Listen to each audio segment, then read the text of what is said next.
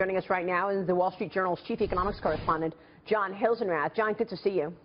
Great to be here, Maria. So at some point, the sentiment changed to actually focusing on Donald Trump's economic plan and what it might mean for the economy after all the smoke and mirrors went away of the hysteria around how bad it was. But we knew that the whole time. We talked about how positive the corporate tax rate of 15% would be for corporations. What's your take? Well, I think the story moved very quickly in markets yesterday from uncertainty to stimulus, and it's not just the corporate tax cuts. We're also talking about income tax cuts, and we're talking about $1 trillion worth of infrastructure and military spending. And so what we saw in the markets, and the rollback of regulations, and you know what I think we saw in the markets yesterday was very clearly a stimulus trade. Not only did stocks rise, but we saw bond yields go up over 2% for the first time. You know, higher bond yields means investors are seeing more growth and more inflation in the short run. You know, the other thing I'd say is this puts the Fed in an interesting position. The Federal Reserve, it doesn't look like Donald Trump is going to be a big friend of Janet Yellen's, but the Fed has been crying for more fiscal stimulus for the last several years, and they might actually get it out of Donald Trump's policies.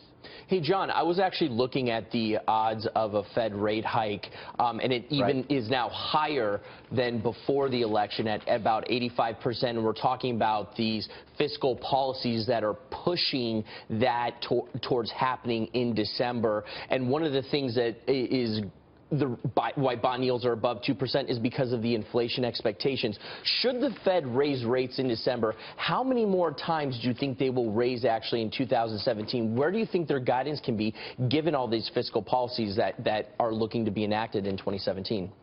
Well, you know, right now, I think their mentality is they want to keep their heads down and kind of stick to their story. So there was a possibility that they might not raise rates in December if the markets responded really violently in a negative way to these election results. That's not what's happened. So, like you say, it looks like they're a go for December.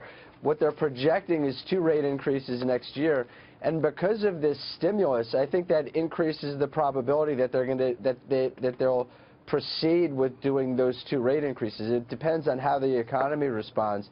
But if the economy is going faster and inflation is picking up, if bond yields are rising, that gives the Fed the leeway that it needs to raise rates, and that's what they've been wanting to do for a couple of years now.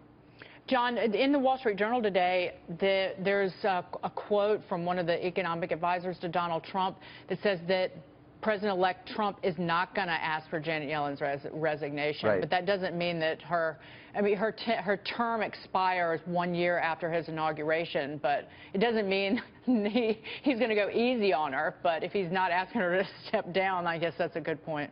No, and you know, there's been a lot of digging. There's been a lot of chatter in the markets about whether Yellen would step down.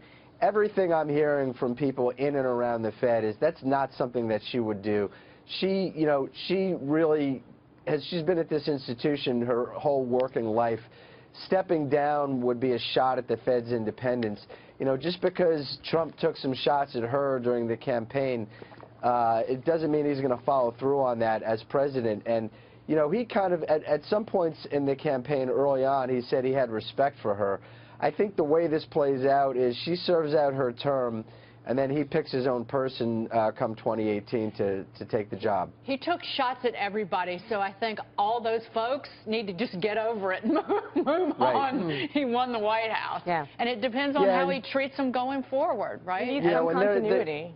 They're used to these shots at the Fed. They've been a political piñata for ever since the financial crisis. So, you know, when I was talking to them over there yesterday, their attitude is, let's just keep going about our business. Are they looking to unwind their $4 trillion balance sheet? Is that in any discussions if they're looking to not be a political piñata, as you put it? No, and, you know, maybe you hear some of this from Trump, but let's not forget that Trump said early in this campaign that he was a low interest rate guy. I don't think that he's going to be pushing the Fed very hard to raise rates a lot. If there's political blowback, it might be because the Fed raises rates and he feels like he's not getting the same treatment that Barack Obama got with low rates.